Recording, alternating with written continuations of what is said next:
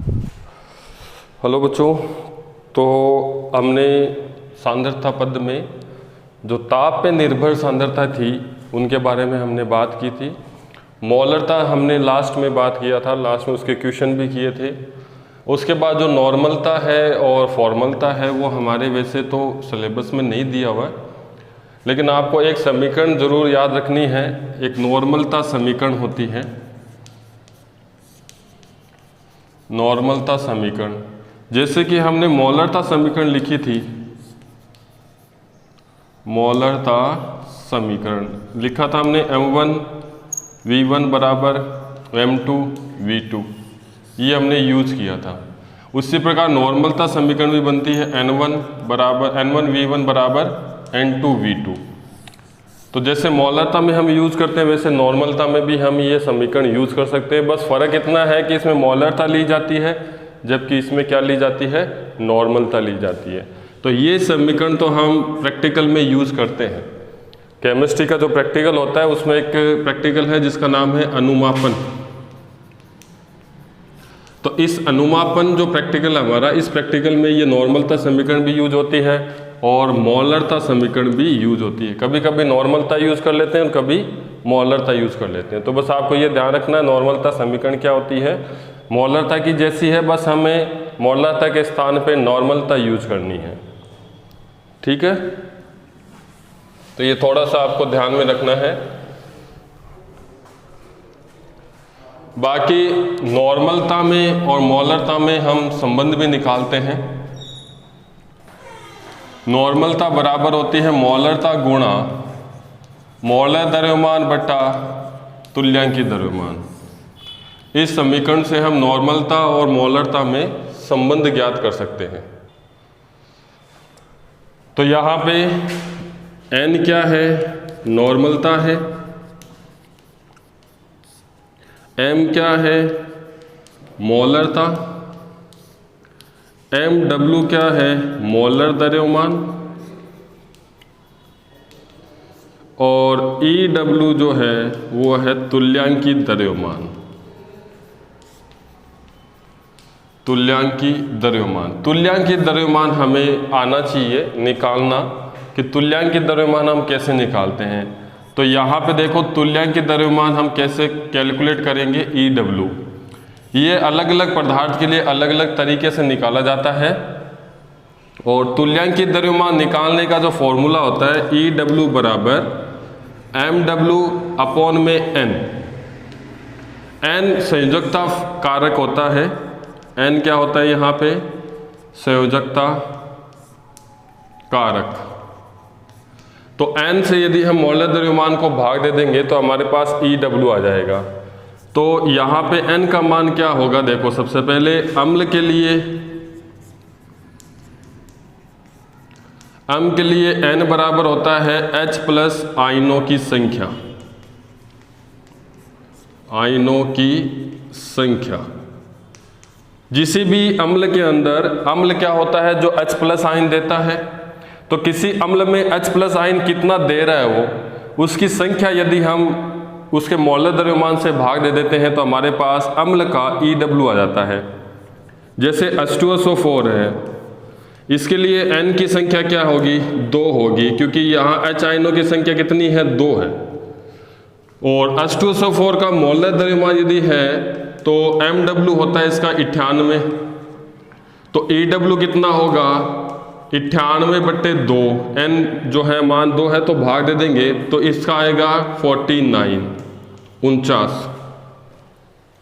तो किसी भी अम्ल के लिए यदि हमें EW निकालना है तो N की संख्या हमें ध्यान में रखनी है। N वहाँ पे H आयनों की संख्या होगी। यदि N की संख्या, ये आपको ध्यान में रखना, N की संख्या यदि 1 है तो EW का मान क्या हो जाएगा, MW के बराबर आ जाएगा। EW बराबर MW यदि N बराबर 1 होने पर। तो अम्ल के लिए हमने N का मान देखा H आयनों की संख्या के बराबर होगा। इसी प्रकार यदि हम क्षार के लिए देखें, दूसरा लेते हैं क्षार किसे कहते हैं, जो OH माइनस आयन देता है। तो N बराबर क्या होगा, OH माइनस आयनों की संख्या, इसे हम क्षार के लिए यूज करेंगे। जैसे उदाहरण के लिए यदि हम देखें CaOH का होल ट्वाइस, तो यहाँ OH माइनस आयनों की संख्या 2 है, तो N बराबर कितना हो जाएगा 2। तो इसका EW कितना आएगा, कैल्शियम 40 होता है, ऑक्सीजन 2 हो गए यहाँ पे 32 और हाइड्रोजन 2 हो गए 34। तो 40 + 34 कितना हुआ 4 और 7 74। तो इसका मौल द्रव्यमान हो गया 74 और N की संख्या हो गई 2। 2 से डिवाइड कर दो इसको, 2 से डिवाइड करेंगे 3 6 और 7 37, यानी कि इसका EW कितना आएगा 37 आएगा। तो क्षार के लिए N का मान OH आयनों की संख्या के बराबर आन, ठीक है ना। तो ये हो गया क्षार के लिए। इसके बाद हम बात करते हैं तीसरा जो है लवण के लिए। कोई भी लवण है उसका भी EW हम निकाल सकते हैं। तो लवण के लिए EW के लिए N बराबर होता है कुल धनात्मक आवेश या फिर ऋणात्मक आवेश की मात्रा, इसके बराबर होगा N। जैसे उदाहरण के लिए MgCl2, तो MgCl2 में मैग्नीशियम पे +2 और Cl पे -1 और 2 Cl है तो -2 हो जाएगा। तो कुल धनात्मक +2 है और कुल ऋणात्मक -2 है, तो N का मान कितना होगा 2 हो जाएगा। मैग्नीशियम डाइक्लोराइड का मौल द्रव्यमान कितना है, MW बराबर मैग्नीशियम का 24 होता है प्लस 1 क्लोरीन होता है 35.5 × 2, यानी कि 24 + 71, तो 5 और 7 2 9 95 हुए। N का मान 2 है तो EW बराबर हो जाएगा इसका 95/2।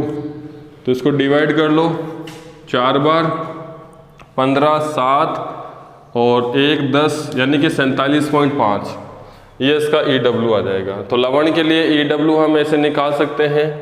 चौथा है ऑक्सीकारक के लिए।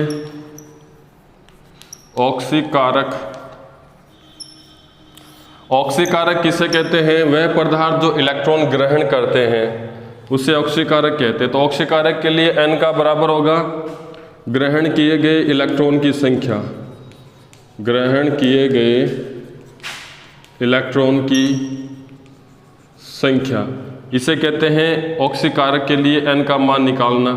जैसे उदाहरण के लिए यदि हम देखें MnO4-, ये Mn + 3 में गया, तो यहाँ देखो Mn 3 में है और यहाँ पे Mn देखिए कितने में है, ऑक्सीजन -2 होता है, 4 ऑक्सीजन है और टोटल पे -1 चार्ज है।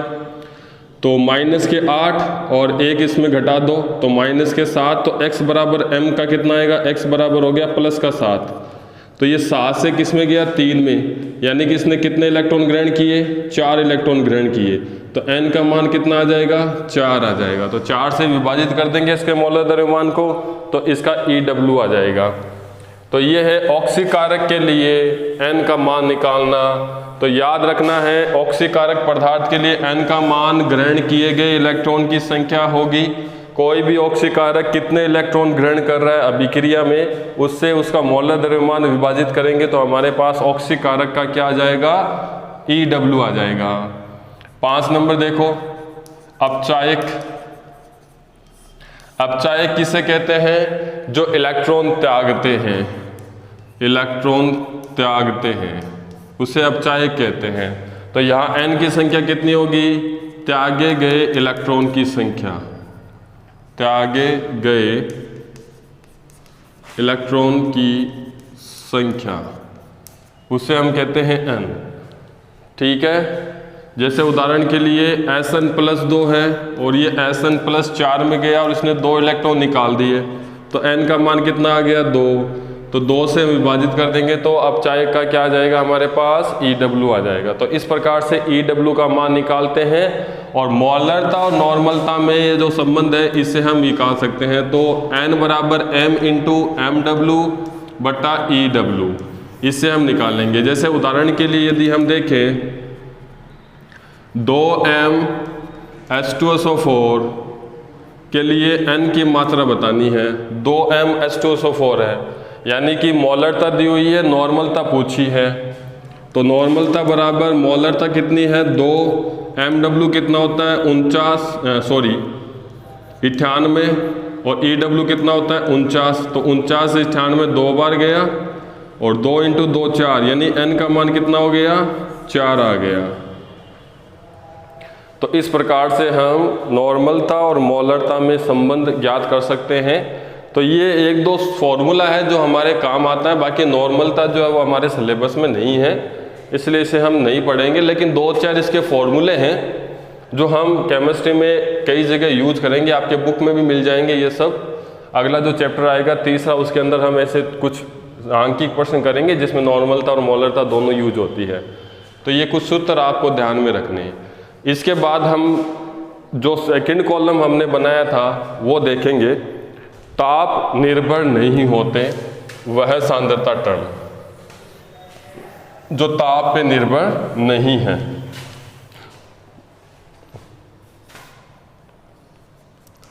ताप पर निर्भर नहीं।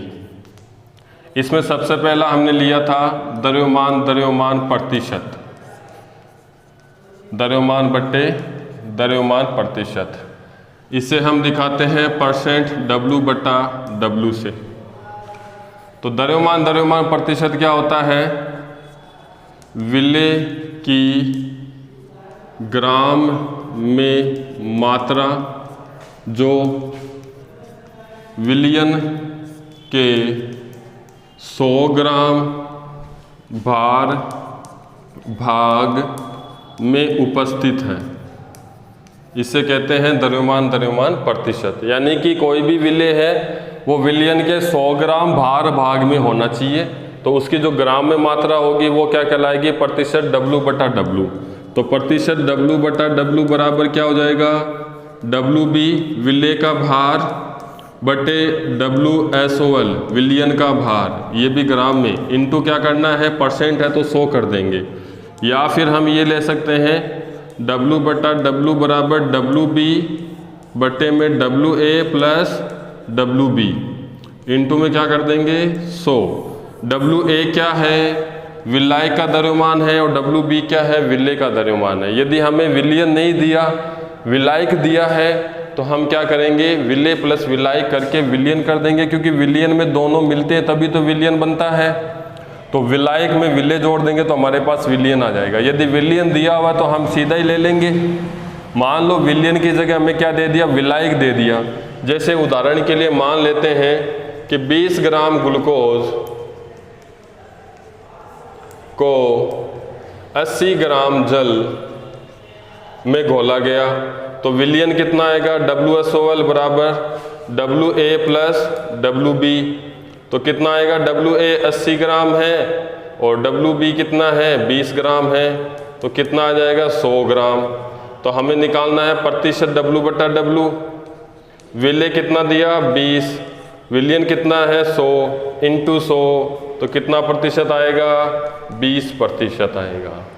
तो इस प्रकार से हम द्रव्यमान प्रतिशत की गणना कर सकते हैं।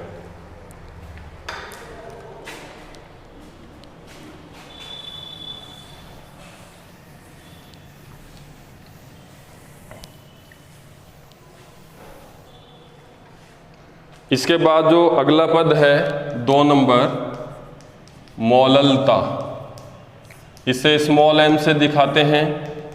मोललता क्या होती है, किसी 1000 ग्राम या फिर 1 kg विलायक में विलेय के मोलों की संख्या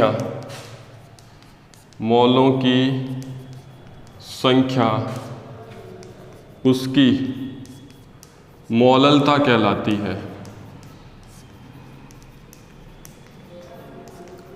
यानी कि 1 kg विलायक में विलेय के जितने मोल होंगे उसे हम मोललता से दर्शाते हैं।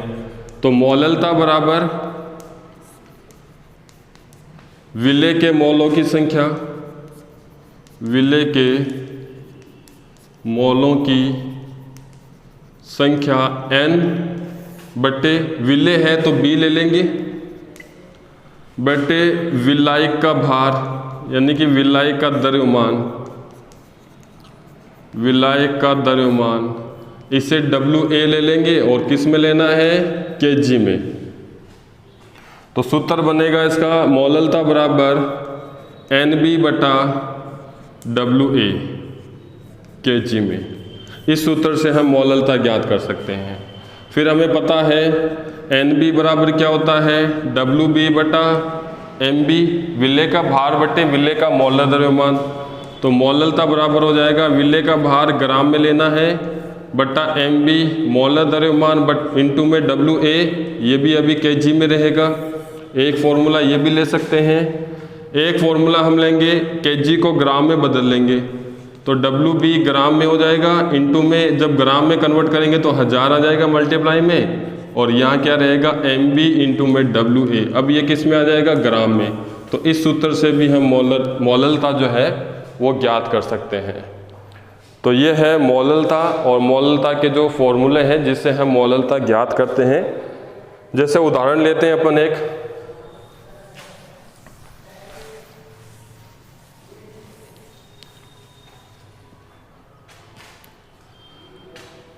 दो ग्राम NaOH को 500 ग्राम जल में घोलकर